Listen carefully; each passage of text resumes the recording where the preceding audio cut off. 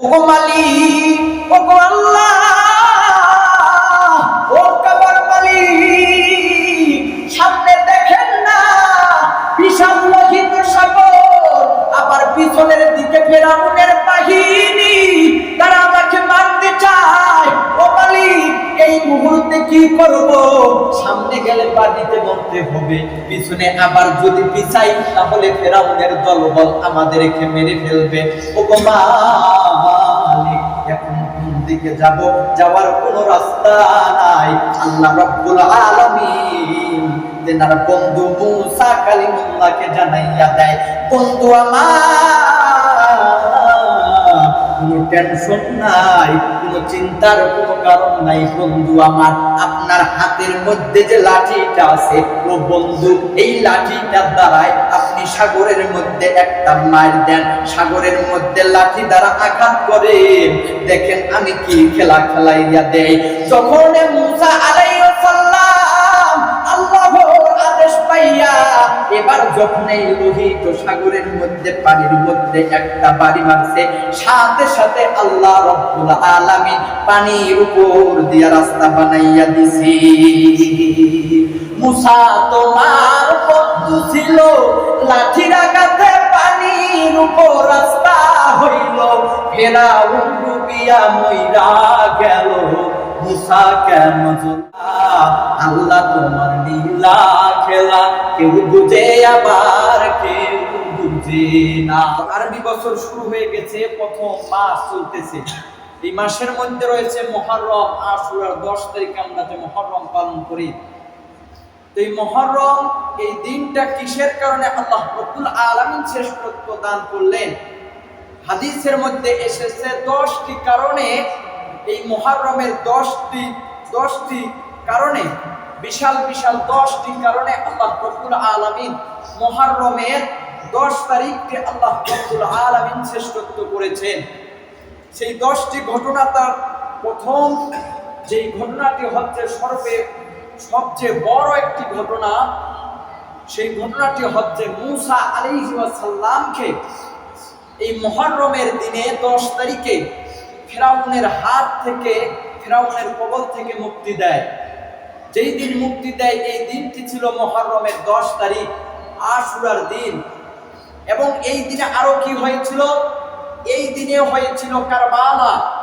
হুসাইন রাদিয়াল্লাহু তাআলা আনহুকে এই মুহররমের 10 তারিখে হুসাইন রাদিয়াল্লাহু তাআলা আনহুকে ইয়াজিদের দলবল শহীদ করে দেয়। ইনশাআল্লাহ আমরা ধারাবাহিকতার সহিত জানতে পারবো এই মুহররম মাসে কি কি ঘটেছিল। আল্লাহ রাব্বুল আলামিন পবিত্র কুরআনুল কারীমের ভিতরে ইরশাদ করেন, হাত্তা ইজা আদরাকাহুল গরক ক্বালা আমানতু আন্নাহু লা ইলাহা ইল্লাল্লাযী আমানাত বিহি বানু ইসরাঈল। যখন ফেরাউন মুসা আলাইহিস সালামকে মারার জন্য ধাওয়া করেন, তারা দেয়, হযরত মুসা আলাইহিস সালাম ওই সময় ফেরাউনকে ভয় খান না, মুসা আলাইহিস সালাম ভয় খান আল্লাহ রাব্বুল আলামিনকে। কিন্তু যখন মুসাকে ফেরাউন ধাওয়া দেয় মারার জন্য, মুসা আলাইহিস সালাম তেনার প্রতি যারা ঈমান এনেছিল এই সমস্ত মানুষ সহকারে বনি ইসরাইলের লোকগুলো দৌড় দেয়। যখন দৌড় দেয়, সামনে ছিল লোহিত সাগর, বিশাল সাগর। মুসা আলাইহিস সালাম সাগরের কিনারের মধ্যে যায়, কিন্তু সাগর পার হবে কেমনে করে? কোনো ব্যবস্থা নাই, কোনো বুদ্ধি নাই। এই দিকে পিছন দিকে ফেরাউনের বিশাল দলবল বাহিনী। মুসা কেমন করে কি করবে? সামনে গেলে সাগর, পিছনে আবার ফেরাউনের বিশাল দলবল। মুসা এই মুহূর্তে কি করবে? তখন আল্লাহ রাব্বুল আলামিনের কাছে মুসা জানাইয়া দেয়, ওগো মালিক, ওগো আল্লাহ,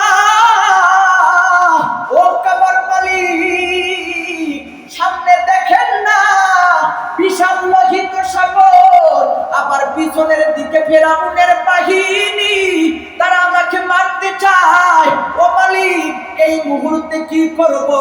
সামনে গেলে পানিতে মরতে হবে, পিছনে আবার যদি পিছাই তাহলে ফেরাউনের দলবল আমাদেরকে মেরে ফেলবে। ওগো মালিক, এখন কোন দিকে যাব? যাওয়ার কোনো রাস্তা নাই।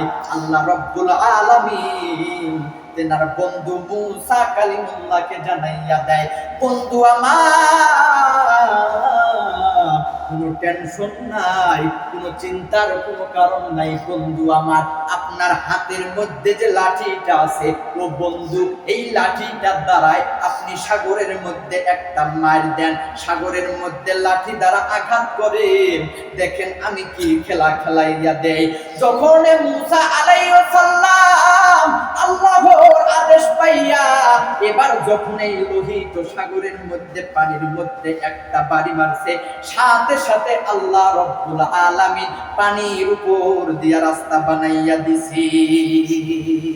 মুসা তোমার বন্ধু ছিল, লাঠির আঘাতে পানির উপর রাস্তা হইল, ফেরাউন ডুবিয়া মইরা গেল, মুসা কেন চলল না?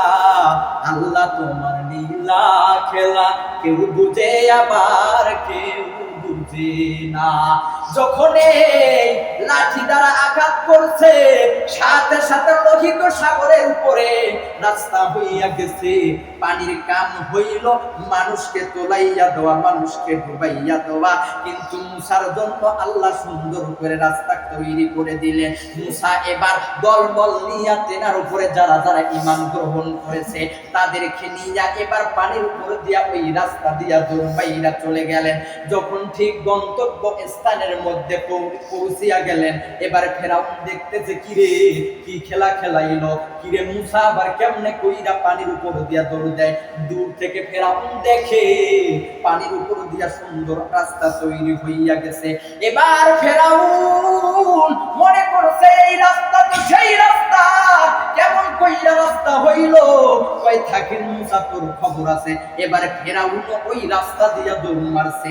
আল্লাহ রব্বুল আলামিন জানাইয়া দিছে, এর পানি আমার বন্ধু পার হইয়া গেছে, এখন তোর কাম হইল চুবাইয়া মারা, এখন ফেরাউনকে ধর, তাকে ডুবাইয়া মার। এ কালামে জিন্দা কুরআনে হাকিম, হিকমতে লায়া জালাস্তু কুদিম। যখন ফেরাউন সাগরের মাঝখানে গেছে, রাস্তা আছে, হঠাৎ করে রাস্তা দেখে নাই, এবার দুই পাশের পানির চাপ দিয়া ফেরাউনের দলবলকে শেষ করে দেয়। এই সময় ফেরাউন যখন দেখে আর বাঁচার কোনো উপায় নাই, এখন কোন দিকে যাব, আর বাঁচার উপায় নাই, পানির মধ্যে ফেরাউনের শক্তি খাটে না, অথচ ফেরাউন নিজেকে আল্লাহ মনে করত, অথচ ফেরাউন নিজেকে মাঝে মধ্যে বলতো আমি আল্লাহ, আনা রব্বুকুমুল আলা, আমি তোমাদের রব, এইভাবে স্বীকার করতো। কিন্তু যখন পানি চাপ দিয়া দেয়, ফেরাউন এবার যখন বাঁচার কোনো উপায় পায় না, তখন আল্লাহকে জানাইয়া দেয়, ওরে বনি ইসরাইলের মালিক, ও বনি ইসরাইলের রব, ও আনা মিনাল মুসলিমিন, আমিও ওই সমস্ত বান্দাদের অন্তর্ভুক্ত হইয়া যাব, আমিও বনি ইসরাইলের আল্লাহর উপরে ঈমান আনবো। কিন্তু দেখেন ফেরাউন কতটা খারাপ, নিজে কখনো এই কথা বলে নাই যে আমি আল্লাহর উপর ঈমান আনবো, বলছে মুসার দলের উপর ঈমান আনবো। নিজেকে বিশ্বাস করতেছে না, আল্লাহকে বিশ্বাস করে না। এবার যখন এই কথা বলে, আল্লাহ রাব্বুল আলামিন জানাইয়া দেয়, আন ওয়াকাদ আসাইতা ক্বাবলু ওয়া কুনতা মিনাল মুফসিদিন। এ ফেরাউন, তুই দুনিয়াতে ছিলি অত্যাচার হিসাবে, দুনিয়ার ভিতরে তুই ছিলি জালেম শাসক। আল্লাহ রাব্বুল আলামিন আমি আজকে তোকে আর কোনো ছাড় দিব না, শেষকালে কালিমা পড়লে হবে না রে ফেরাউন, শেষকালে এখন তোকে তুই ঔষধ খাওয়া শুরু করছিস, আর কোনো তোর সুযোগ নাই, আমি আল্লাহ তাআলা আজকে তোকে শেষ করে দিব। আল্লাহ রাব্বুল আলামিন ফেরাউনকে চুবাইয়া লোহিত সাগরের মধ্যে শেষ করে দেয়। এই যে এই ঘটনাটা ঘটেছিল মুহররমের 10 তারিখ আশুরার দিনে। এই দিনটা অনেক ফজিলতপূর্ণ। কি রকম ফজিলতপূর্ণ? আল্লাহ রাব্বুল আলামিনের প্রিয় হাবিব বলেন, আফজালুস সিয়াম বাদা রমাদান শাহরুল্লাহিল মুহাররম। রমজানের পরে শ্রেষ্ঠ রোজা হইল মুহররমের রোজা। অর্থাৎ এই 10 তারিখে আশুরা, 10 তারিখে আল্লাহর নবী সাল্লাল্লাহু আলাইহি ওয়াসাল্লাম বললেন, যদি কোনো ব্যক্তি একটি রোজা রাখতে পারে, তার আসার পূর্বের 1 বছর আগের গুনাহ আল্লাহ তাআলা মাফ করে দেন। আল্লাহর নবী বললেন, যদি কোনো ব্যক্তি মুহররমের একটি রোজা, 10 তারিখে একটি রোজা দিতে পারে, আল্লাহ রাব্বুল আলামিন তার আসার 1 বছরের গুনাহ মাফ করে দিবেন। এই জন্য মুআজ্জাজ হাজিরিন, আল্লাহ তাআলা এত সুন্দর একটি দিন দিতেছেন। অর্থাৎ আজকে চলতেছে মুহররমের 5 তারিখ, 10 তারিখ পড়তেছে বুধবার। আল্লাহর নবী বললেন, আল্লাহর নবী যখন মদিনার মধ্যে আগমন করলেন, আল্লাহর নবী সাল্লাল্লাহু আলাইহি ওয়াসাল্লাম যখন মদিনার মধ্যে গেলেন, মদিনার মধ্যে যাওয়ার পরে দেখতেছে ইহুদিরা রোজা পালন করতেছে, মুহররমের রোজা দেয়। তারা তো এইরকম ভাবে রোজা দেয় না, তারা ভিন্ন রকম ভাবে। আল্লাহর নবী জিজ্ঞাসা করলেন, এরে ইহুদির দল, তোমরা কি রকম ভাবে রোজা দিচ্ছ, কার কারণে রোজা দাও? কয়, আমরা ওই ইহুদিরা কিন্তু মুসা আলাইহিস সালামকে পছন্দ করত, মহব্বত করত। তারা বলে যে ফিরাউনের হাত থেকে যে মুসাকে আল্লাহ রক্ষা করেছে, এই জন্য আমরা রোজা দেই একটা। এবার আল্লাহর নবী বললেন, আমরা হইলাম শেষ জামানার, আমি পয়গম্বর, আমি হইলাম শেষ জামানার পয়গম্বর। আমি মুসা আমার ভাইকে ওই ইহুদিদের চাইতে বেশি মহব্বত করি, আমিও এই জন্য রোজা রাখবো। এই জন্য আল্লাহর নবী বললেন, সুমু ইয়াউমাল আশুরা খলিফুল ইয়াহুদ। হে আমার উম্মত, তোমরা মুহররমের দিনে রোজা রাখো। তবে হ্যাঁ, ইহুদিরা একটা রোজা রাখে, তোমরা যদি পারো তাহলে, যদি না পারো তাহলে একটি রোজাই রাখবা। আর যদি পারো, তোমাদের সামর্থ্য থাকে রোজা রাখার, তাহলে হয়তো 9 তারিখ, না হয় 10 তারিখ, না হলে 10 তারিখ, না হয় 11 তারিখ, তোমরা 2 দিন রোজা রাখো।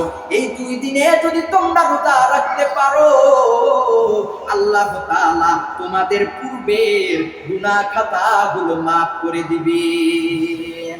এই জন্য মুআজ্জাজ কিরাম, মুআজ্জাজ হাজিরিন, আল্লাহ তাআলা যেন আপনাকে আমাকে মুহররমের রোজা, আশুরার রোজা পালন করার জন্য তৌফিক দান করে দেন। সকলে বলে আল্লাহুম্মা আমিন। এই বলে আমি আমার সংক্ষিপ্ত আলোচনা এখানে শেষ করতেছি। ওয়া আখিরু দাওয়াহুম আলহামদুলিল্লাহি রাব্বিল আলামিন। যারা এখনো সুন্নাত করেন নাই, সুন্নাত করেন।